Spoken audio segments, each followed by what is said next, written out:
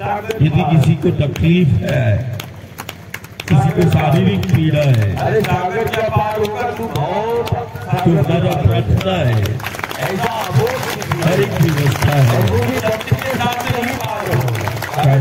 को भी पीड़ा होगी, को भी पीड़ा होगी, इसीलिए परिक्रमा शारीरिक यदि बहुत ही ज्यादा व्यस्त है तो वो विश्राम कर सकता है। ऐसा इसका ध्यान रखना, किसी को कोई पीड़ा रहेगा, गुरु शक्ति है, गुरु तत्व है, या खड़े हो है, गुरु ब्रह्म है। किसी को यदि पीड़ा है तो गुरु व्यक्ति नहीं है, वो अविनाशी परम। ये चलते नहीं बनना भैया, चलते नहीं बनना है, वही खड़े। गुरु उपस्थिति है उस अविनाशी, गुरु अभिव्यक्ति है उस जीवंत अभिव्यक्ति है। मैं अभिव्यक्ति हूँ और मैं उपस्थिति भी हूँ। मेरी उपस्थिति उस अविनाशी परम सत्ता की प्रमाणिकता। यदि गुरु का उपस्थिति है तो अविनाशी की जीवंत प्रमाणिकता है। उस अविनाशी परम सत्ता की उपस्थिति की जीवंत प्रमाणिकता इस धरा पर गुरु मूर्ति है। इसका गुरु व्यक्ति नहीं, अविनाशी परम सत्ता की जीवंत उपस्थिति है। वो उस बात की जीवंत अभिव्यक्ति है। गुरु व्यक्ति नहीं, गुरु शक्ति है, गुरु सत्य है, गुरु तत्व है, गुरु ब्रह्म है। उसको गुरु को आवरण में नहीं देखना है ना। आवरण तो बदलता है लेकिन सत्य नहीं बदलेगा। चित्र बदल सकता है लेकिन चरित्र नहीं बदल सकता है। चारों युगों में चरित्र एक ही रहेगा। चित्र अलग अलग हो सकता है युग और सदी में, चित्र है ना, चित्र, लेकिन चरित्र त्रेता से लेके अभी तक भी प्रभु का हो, गुरु का हो, गोविंद का हो, चरित्र तो एक ही है। हाँ, लीला अलग अलग हो सकती है युग और सदी में। हर युग सदी में लीला अलग अलग गुरु गोविंद ने किया, परमात्मा ईश्वर ने लीला किया। वो युग और सदी के जो भी कारण रहे होंगे, उन मूल कारणों से उस लीला में अलग अलग लीलाएं सुनने को और देखने के लिए मिली होगी। जो उस युग में प्रधान रहा होगा, सदी में रहा होगा, वैसा लीला किया आज। लेकिन लीला बहुत बदलती, लीला अनेक हमने सुनी होगी, लीला सुनी है। हमने सहस्त्र मूर्तियों को तुमने देखा भी होगा। गुरु मूर्ति है, सहस्त्र मूर्ति है, लेकिन सत्य एक ही है। सत्य में कोई बदलाव नहीं आएगा। किसी युग में बदलाव नहीं हुआ, किसी सदी में बदलाव नहीं हुआ। सत्य में कोई परिवर्तन नहीं होगा और ना हुआ है। हाँ, शरीर और संसार परिवर्तनशील है, ये पल पल बदल रहा है।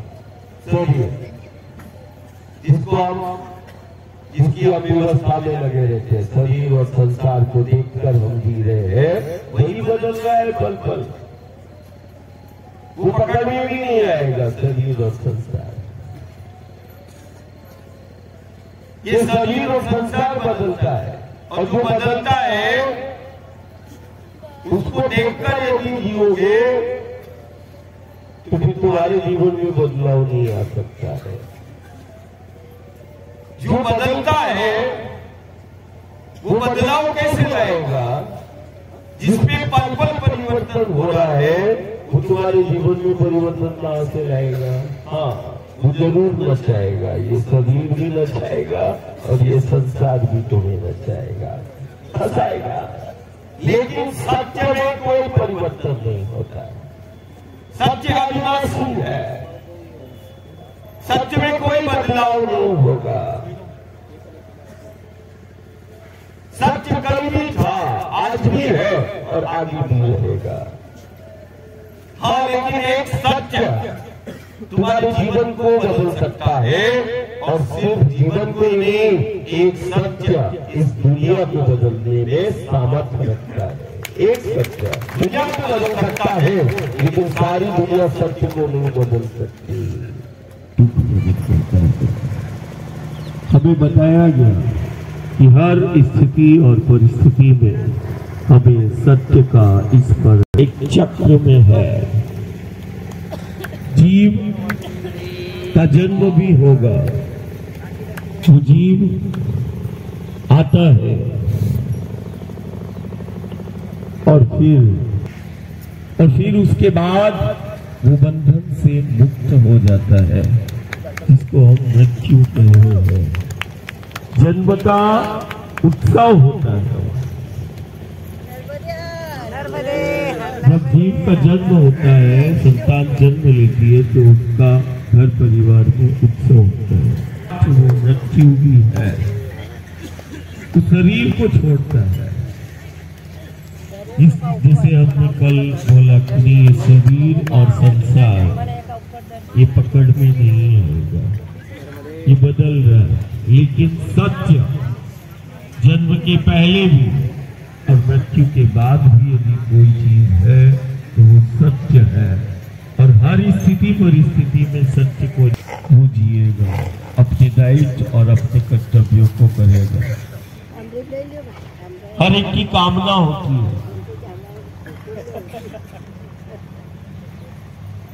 जन्म का तो उसको पता नहीं रहता, लेकिन जब वो बड़ा होता है, मैंने उसको बोला तुम्हारी क्या इच्छा है? बोले कि नहीं, सब कुछ आपने दिया है, अब केवल जीवन की एक इच्छा है। मैंने कहा क्या इच्छा है? बोले हमारी इच्छा है कि हमारी ये देह जो है वो वृंदावन में या काशी में या कोई तीर्थ क्षेत्र में हमारी इस देह को छोड़े। हमारा अंतिम क्षण और अंतिम पल किसी देव तीर्थ में हमारा हो।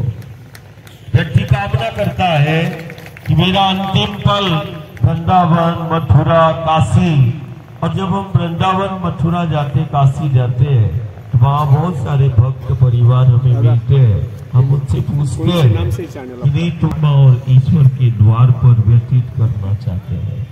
ये कामना होती है द्वार पर। ये माँ का द्वार मोक्ष का द्वार है, ये माँ का द्वार वैकुंठ का द्वार है। वैकुंठ का द्वार भी इसी द्वार से खुलता है।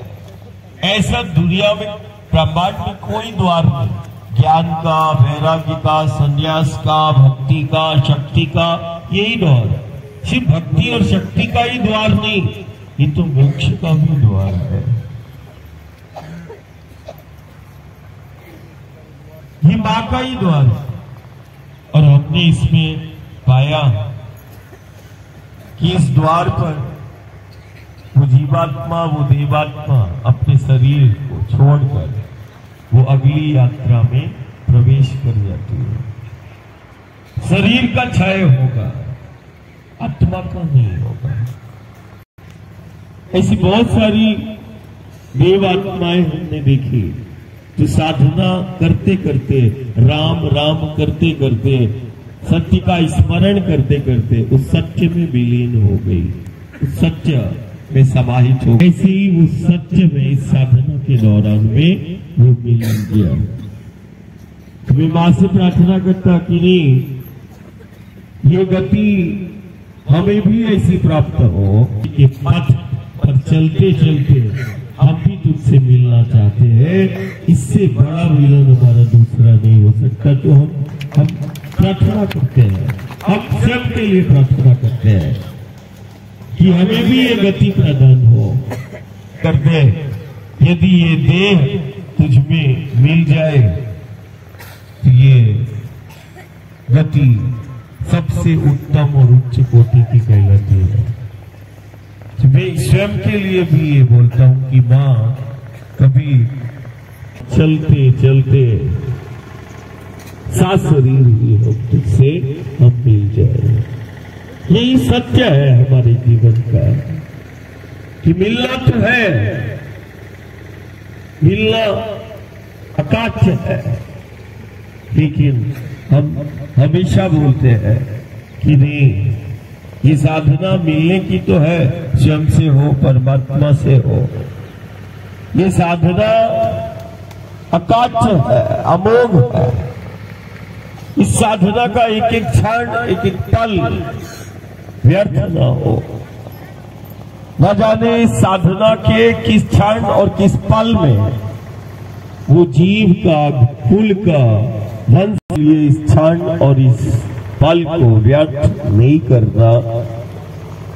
इस साधना को हमें पूर्णता के साथ, समर्पण के साथ, अपनों के साथ ये साधना हमें पूर्ण करना है।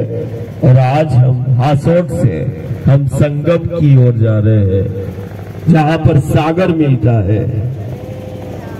असाधारण उस तीर्थ में जा रहे हैं। उस तीर्थ में प्रवेश में अपने देव पितर पूर्वजों को याद करना है, उनके प्रति आस्था और श्रद्धा के भाव का प्रकटीकरण ही श्राद्ध है। और नर्मदा श्राद्ध की जरूरी है। वर्ष में एक बार हम पितर पूर्वजों को हम याद करते हैं। श्रद्धा के भाव का प्रकटीकरण ही श्राद्ध है। वो ध्यान में, दान में, स्नान में व्यक्ति करता है।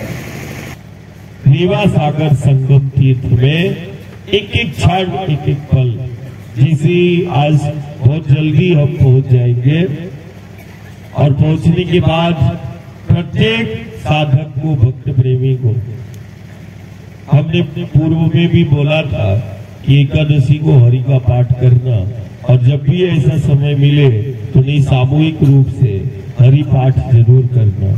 आज संगम में जाने के बाद तैयार होते अपना बिना किसी को शोर किए हुए, बिना किसी को ना बोले, और वो ऐसे ही आसन पर अपना नैया को रख के बैठ जाए और बड़े उमंग उत्साह के साथ हरि पाठ आज सामूहिक रूप से सब संगम में करेंगे, जहां सागर मां से मिलता है।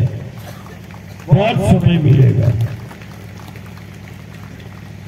आज की साधना उन देव पितर पूर्वजों के प्रति समर्पित करना।